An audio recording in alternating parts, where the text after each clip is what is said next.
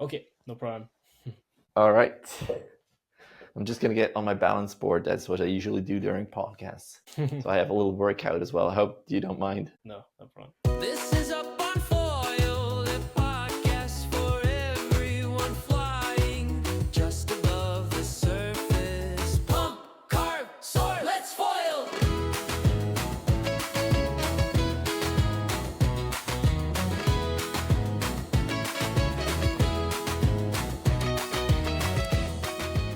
Ok, bienvenue à l'épisode numéro 50 de mon podcast Up on Foil. No, just kidding. Don't stop listening. Of course, you're going to do it in English. Episode number 50 of Up on Foil, the podcast where we talk all about foiling. And today it is with Martin Letourneur. He's a foil enthusiast. He organizes the Dockstart competition of the Gliss Van Paris show. And he's also in the organizing committee of the Crozon Foil Festival. Thank you very much, Martin, to come on the show. Is there anything I forgot to mention or should add at the beginning? No, that's perfect. Thank you. Stoked to be here. All right. Cool. Very cool. I just before we start, need to get a shout out. Shout out to Mark, who does these awesome shirts. Have you seen that? Foiler.framer.website. Really cool. And I got one for my friend and one for myself, and I really love them. So let's talk about you. You said you're a foil enthusiast. I saw some videos of you winging. Is that what you usually do? Yeah. I try to do many things. I come from a surfing background, and it was like when I was 8 years old, so more than 20 years ago. And then I discovered other water sports like stand-up paddling in the waves, also racing. And rapidly, when foiling came with the epic Kailini video, everyone saw back in 2016, I guess. I just said, okay, I need to start it. All right, so let's talk about that Dockstart competition. How is that going to look like? Is it going to be similar to the Dockstart competition at the boat in Düsseldorf? I wasn't there at the boat Düsseldorf, but I saw some pictures of it. I think it's going to be quite similar. What is sure is that it's going to be similar to what we did in Crozon Foil Festival last year, which was basically a tournament with first round, second round, quarterfinals, semifinals, and then a final. And at every round you have different heats to go through, and you will go against 4 or 5 riders starting at the same time, and then you have to run and make the race, placing first or second to go to the next round, and then all the way to the final. So that will be the main event of the Dockstart event at the Gliss Van Paris show. But we're gonna also have a new format that is pretty exciting. It's a kind of last man standing format in which every foiler will start at the same time almost. They will have like 1 minute to get on the foil, get up on the foil and start pumping. And once the minute is passed, it's whoever stays the longer on the foil to win the first place and the prize. And important to mention, we have categories for men, women, and kids, and it's all equal. So we'll have some prize money, which is the first one, I think, for Dockstart foiling. It will be equal for men and women, and we'll have some cool gifts for the kids. And if a kid show up and beat the adult men, they will win the prize money. So we have open divisions, kids division, cool. Men, women, and 2 Dockstart race format that are pretty different and exciting at the same time. That is super cool. So let's maybe first talk about the classic Dockstart competition. It's going to be 4 or 5 against each other. How do you determine, or how is the starting situation going to be? Because I know from the couple of races I was in, people are never happy with the starting situation. It's too high, it's too low, not enough space. How are you going to organize that? So first thing is, I got the confirmation that we'll have very nice docks to start with, really like right height, the right configuration. So it should be pretty good for Dockstart event. And then about how to decide, it will be The riders will take a number. It will be how to say that. It will be decided randomly. Yeah, they will just pick a paper and there will be a number on it, and it will define which dock they will start on. Because as you said, there can be differences. One can be a little higher than one other, and we want to make it fair. And with the random dock decision, it's a way to make it fair for everyone. So, but the thing is that every foiler, every competitor will have the chance to train a lot on the docks before the event. And my advice would be to try on every dock, so you can't be disappointed with the choice. But again, I got the confirmation that they are really nice for Dockstart sprint racing. How high are they? Like, how high is the dock above the water? Do you know that? I don't know. They didn't tell me, but it should be around like I would say 40 centimeters, between 30 and 50 centimeters. Maybe a little less. I don't know. For me, that would be perfect. Yeah, and you have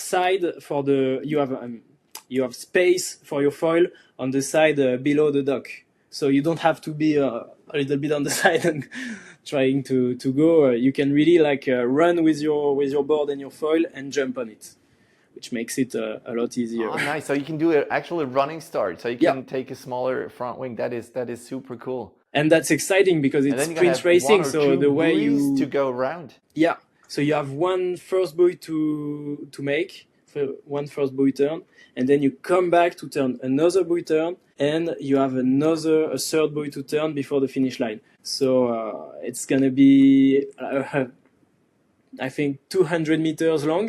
So you have time to pump, but you have also turns to make, and it's gonna be cool to see some recovery from maybe someone who started pretty slow and then just started to grow the speed and end up pretty fast to finish first or second, and it's gonna be sick. That is super exciting. So you have these different heats, and then you have one final and like a first position. How many of these races do you have? Is it going to be one? So if one shows up and he falls on the first start, he's out, or does he have like another chance to go? What we did in Crozon was that people could go again one time. And if you fall, you can swim back quickly to the dock and try again. And we saw many riders, especially in the early round, go back, do a second start, and then go to the next round. So I'm not sure yet. It depends on the level of the field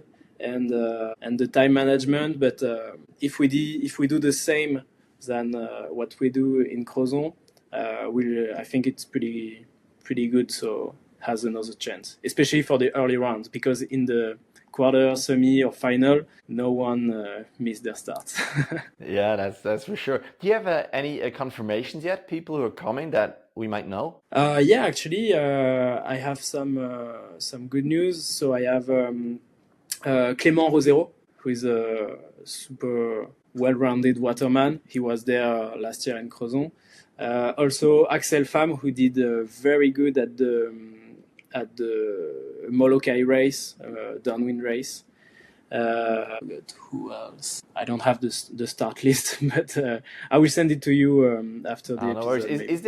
Is there a start list where people can see who is signed up already? No, not yet. Or is that like more private and they can ask you? No, for now it's only private. What I heard is we have 30 people registered, and the event can go up to 50 riders. Yeah, so it's just starting to build, and I think we'll be at 50 riders by the time of the event. Can you maybe just tell the listeners the date, because I forgot to mention it at the beginning? Yeah, so it happens on the 20 and 21st of September at the Gliss Van Paris show. All right, so that's in a month, huh?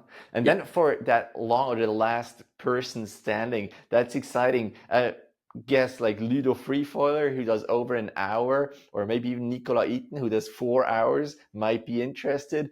How long do you give them time? Because they can basically pump forever. Yeah, I don't know. It will be a brand new format that we're gonna try, and what I imagine is with the pressure of the live aspect of the competition, it's something different. Because last year again in Crozon we saw many good riders just fall because of the pressure of the having all the spectators watching you and stuff like that. And I think this aspect can influence the performance. And the second aspect is the lake is quite big, so it's good. You have room to pump on your side without colliding with anyone. But in the meantime, as it's big, you can have some wakes, you can have some wind going on, and I'm not sure they do all the records with conditions like that. It can be a little bit windy, and then maybe it's gonna be a 15-minute race, and it's gonna be super hard to stay up on the foil, and maybe we're gonna see someone else win the thing. I don't know. But yeah, I spoke with. So if it takes too long, you can take the motorboat and make some wakes till they fall. Probably a good idea. Maybe, maybe we're gonna ask some e-foilers to go really close. No, I don't know. What we decided, if it's way too long, like over 2 hours and with no sign of stopping, we might stop the race and just make equal first with everyone still standing and share. We have prize money for this event too, so share the prize money between the different foilers still up. All right, so that's a good plan. If you say prize money, of course people want to know how much. Can you tell us about that? So we have 6,000 euros of prize money.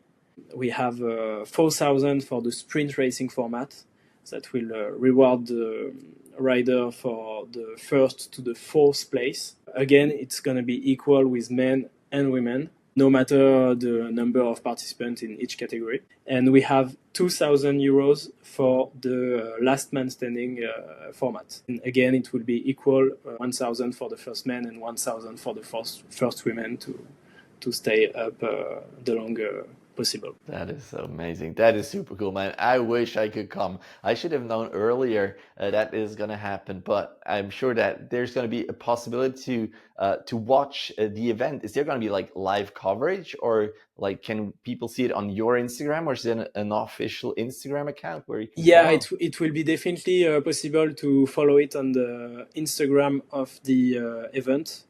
And I'm not sure yet which media confirm their venue and to film the event.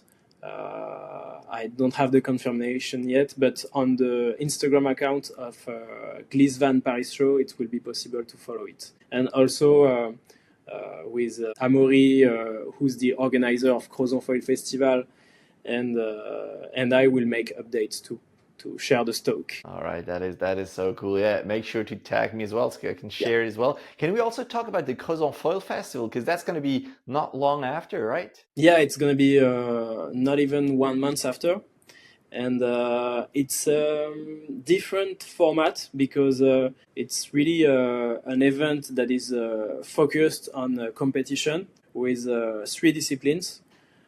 We have foil surfing, downwind subfoiling, and then the Dockstart event with the sprint racing format only.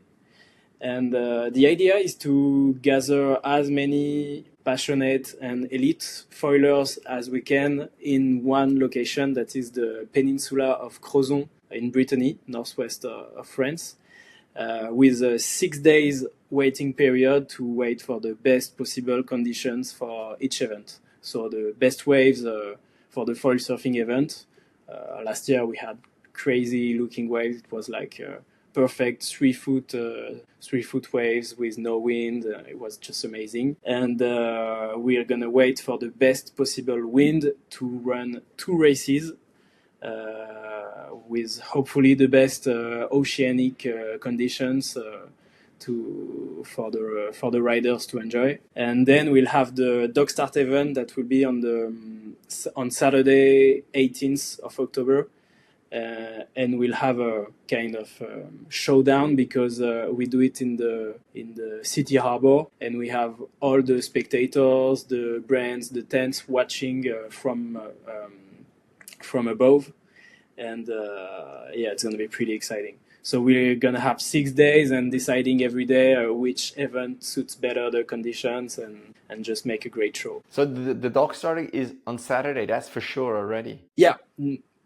There is a possibility it goes to Sunday, but it's in case of it's on the weekend. Yeah, it will be on the weekend for sure.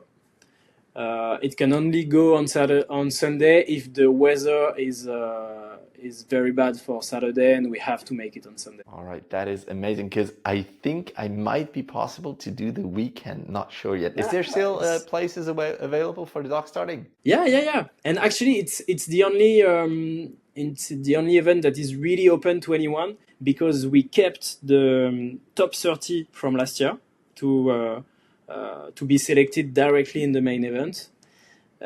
We also have some wildcards with the big names of the foiling world, and we offer the opportunity for anyone to qualify through the trials that will happen in the morning. The main event will be in the afternoon, but in the morning, everyone will have 2 chances to go and do the racetrack of the event and make the fastest time possible. And if you go and make the top 20 times, you will go to the main event and face the world's best foilers. The pros. Yeah. That is amazing. All right, I'm gonna try to hit up some friends of mine and see if we can do like car sharing up to Crozon. That is amazing.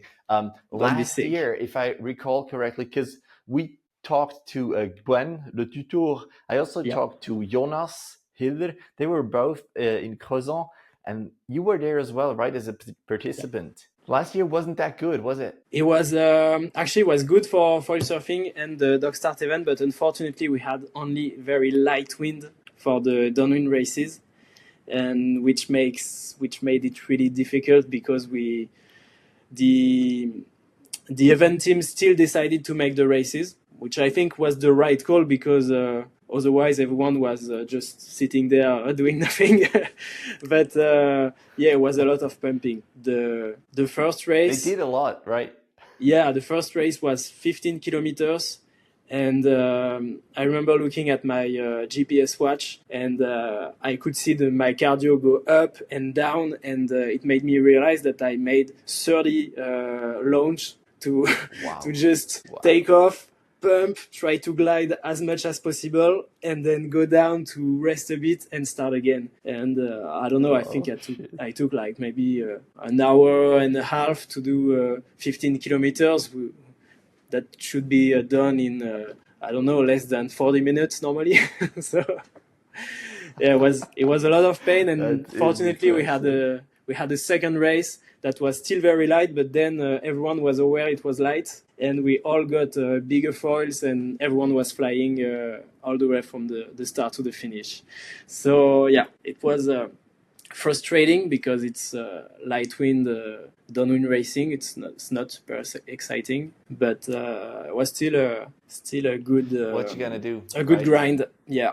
All right. How did you finish? What was your position? Do you remember? Yeah, actually, I did pretty good, because I think many guys just gave up, and they say, "Oh, I don't want to do this," or "It's too painful." I don't know, but I kept trying and doing takeoffs again and again, and I placed 13th at the event, which was pretty cool. Nice, I was stoked, but congratulations, man. Yeah, but I would rather have a good downwind run with a lot of wind and everyone stoked at the end. That would be better.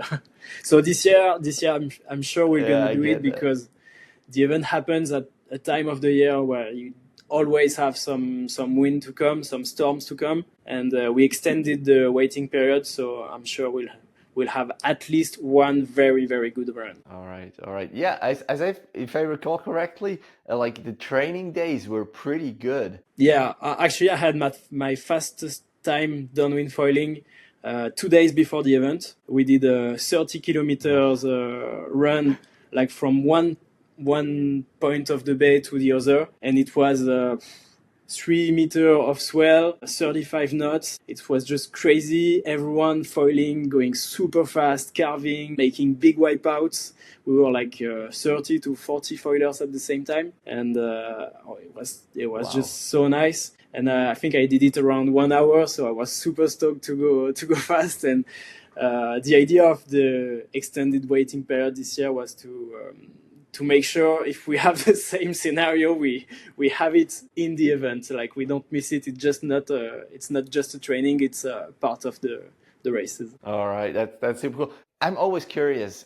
What gear do you use? What gear did you use? Are you changing gear, or do you have new gear that you didn't have last year? Are you participating even, or are you just organizing? No, I'm still participating. That was the deal with Amaury, the organizer of the event. It's I compete at the foil surfing and downwind foiling, and then I help him with all the other aspects of the event, and especially organizing the Dockstart, because it's the day we host the different partners, the spectators. So it's a good deal. I can enjoy a bit of everything at the event.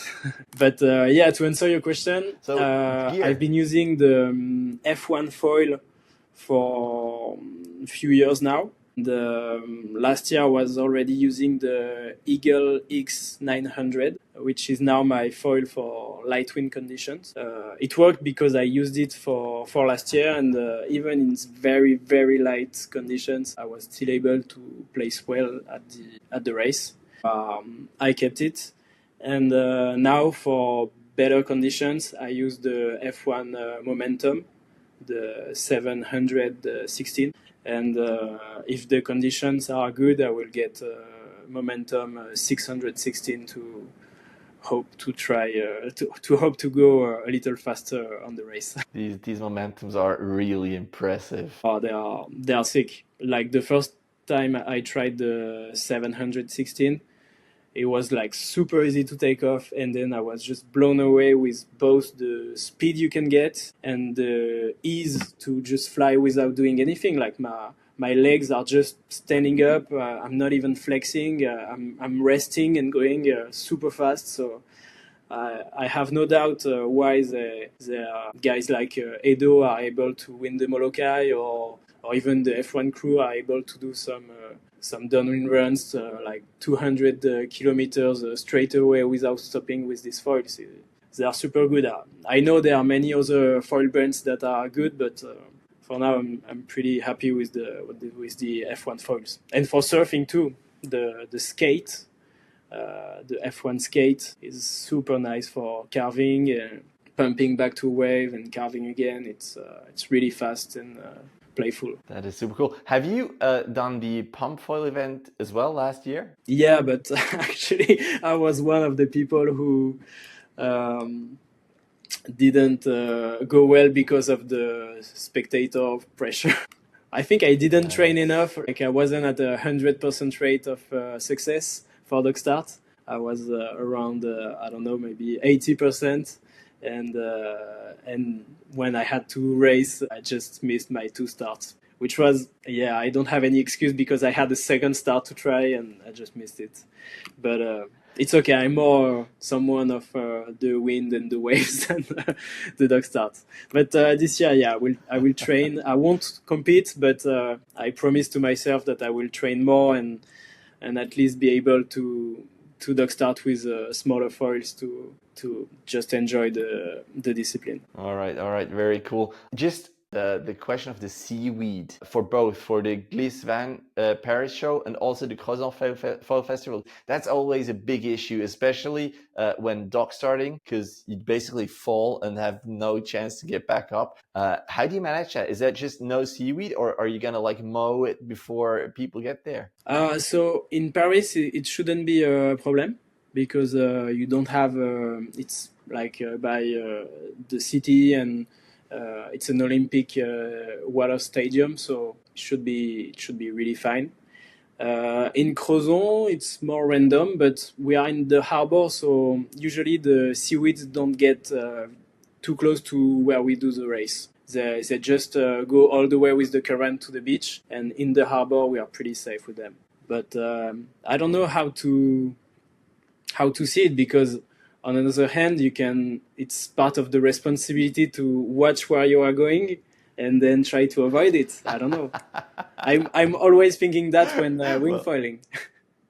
But I understand that it sucks when you just end up on the seaweed and there is no way to just get out of the foil. I did a downwinder with my pump foil a couple of weeks ago, and it's just like, if you see them, it's too late. You can try to go as high as possible, but then you breach and you fall as well. So really, the seaweed thing is a really big issue. But the other question that I wanted to ask, and it just comes back to mind, it's just sub foiling, right? No pair wings allowed. Is there any way that in the future you're gonna add that as well? So I can't speak about the future, but for now, no power wing. It's kind of big organization to make the bus shuttle, the safety boats. If we open to other divisions, it's gonna be a lot trickier to follow. Maybe we'll open it to powering depending on how it evolves. But for now, it's only sub-foiling with a paddle. So you have to grind it out to make it to the start line. No excuses. Because I'm still struggling. Would that be possible, just like to get out of the harbor to the starting line with a pair wing and then just stow it and go with the paddle? Would that be an option, or is that not allowed? You mean to just go to the start line with the power wing and then wait? The starting line, yes. Oh, yeah, exactly. Because you can't start a race with the power wing and then trade it to your paddle. I don't think we will allow it. No. But just go out to the starting line with the pair wing, so that you don't have to pull, you don't get tired, and then just switch it before you actually get on. I don't see any problem with that. But actually, what is the cool thing this year is for the elite downwind foil race, we'll have up to 80 riders, and we have enough safety boats to get the riders and get them to the start line, which is cool, because if we can only do a run that goes from very far at sea to the coast, we can bring the riders to the starting line at sea, and then they can enjoy bumps straight away without having to paddle to a point and then do the starts like we did last year. Last year there was a lot of paddling. It was pretty tiring before it started. So maybe just to round up these two events, the Paris show and the Crozon, what are the temperatures that people have to expect? Like, is it like a shorty, or is it full on wetsuit temperature? How is it usually? So in Paris, it should be pretty warm, because the weather has been super warm in France and probably anywhere in Europe these last few weeks. So because it is sprint racing, I would recommend short suit. So board short or shorty, but not the full wetsuit for sure. But I don't know, maybe if you get cold really easily, you get a full wetsuit, but I wouldn't recommend it.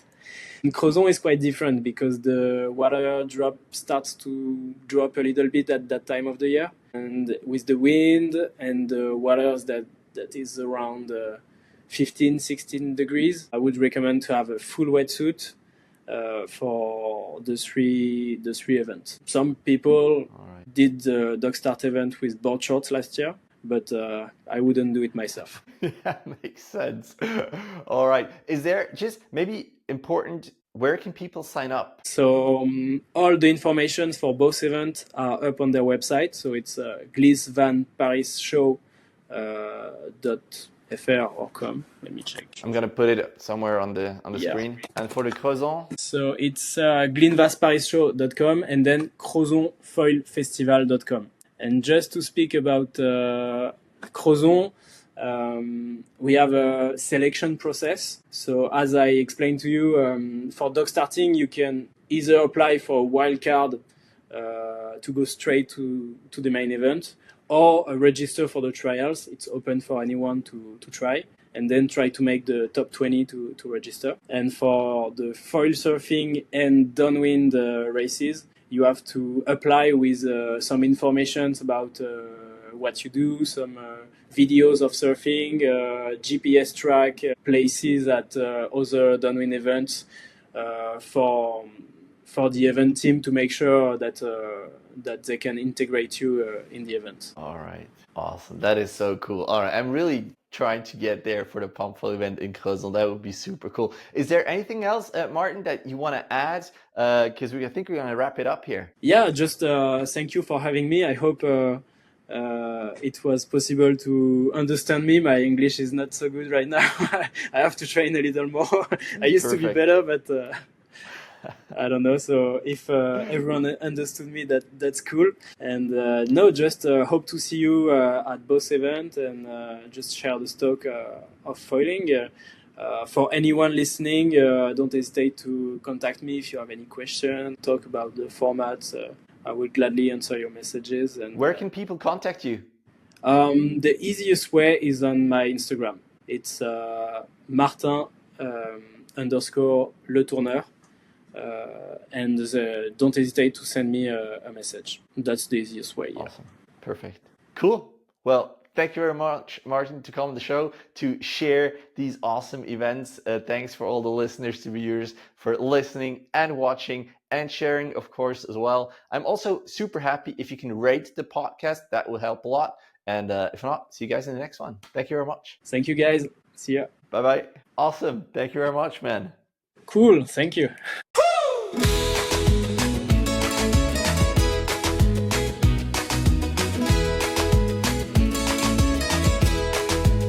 This is Up on Foil, the podcast for everyone flying just above the surface. Pump, carve, soil, let's foil. I think it's super important. Can you just go again and tell me again what your real job is?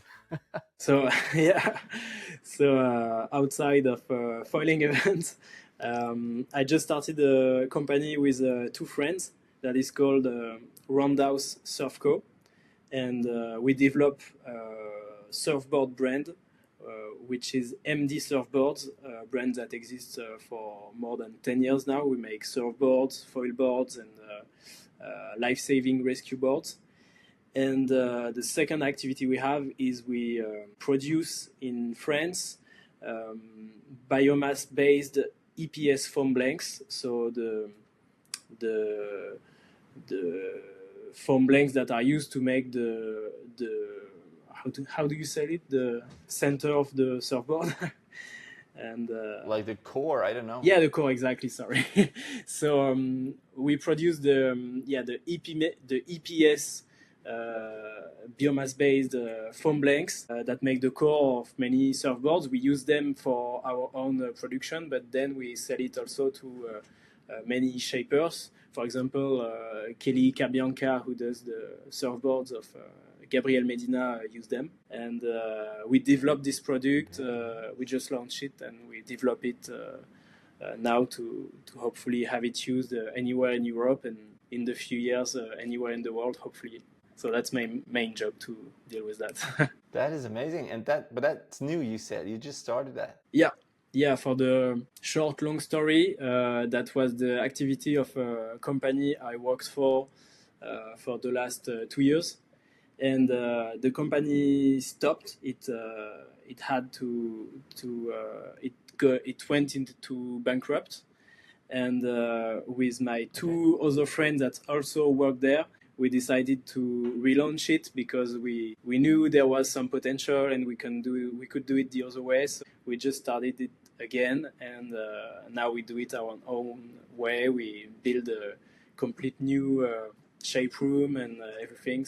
We are pretty much on track now to make it go again and develop the surfboards and foam blanks activity. That is super impressive. What's your background? I come from a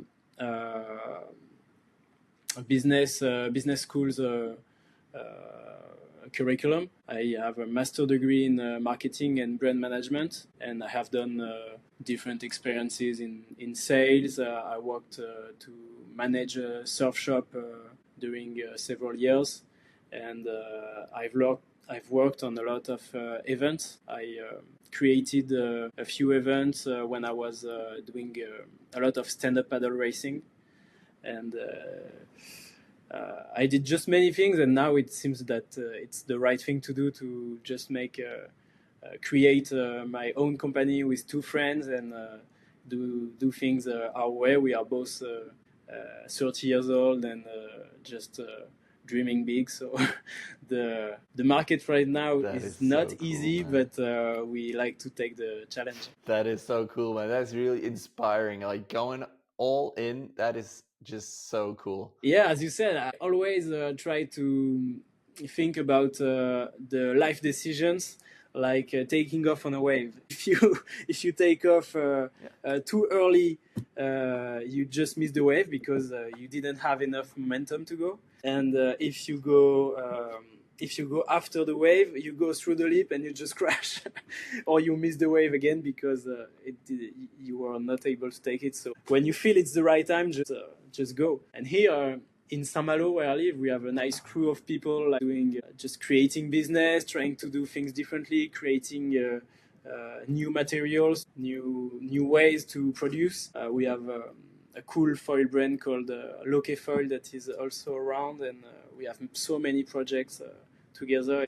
It's pretty inspiring. I don't know if any of this will work for the next 10 years, but right now we are pushing it as much as we can. Yeah. That is so cool, man. That was really inspiring, like philosopher shit. Is Saint-Malo, just the last question? Sorry, I'm gonna let you go. Yeah. Then, Saint-Malo, is that a place that one should visit? I mean, for sure, because it's one of the most touristic places of France. You have an old city that is just so cool to see. Don't hesitate to watch it on Google. And the sea is beautiful over there. You have really nice beaches. You have just so many things to see around. You have actually one of the biggest touristic spots in France, which is the Mont Saint-Michel. I don't know if you heard of it, but it's a kind of medieval city built on a rock in the middle of a big sand bed that goes when you have the low tide. The sea just disappears, and when the tide gets back, it just becomes an island. So it's pretty unique to see, and many people come to visit it. So yeah, don't hesitate to visit Saint-Malo. It's really worth it, and don't hesitate to reach me if you come. All right, I will do that. And the surf, I guess the foiling is also pretty good there, huh? Yeah, it's pretty nice. We don't have the best winds or waves, but you can definitely spend some time on the water. But if you come from far away, it's a good spot. Then you can go to the point of Brittany, like 2 hours more on the west, and you can enjoy really good conditions. I mean, exactly where we have the Crozon Foil Festival.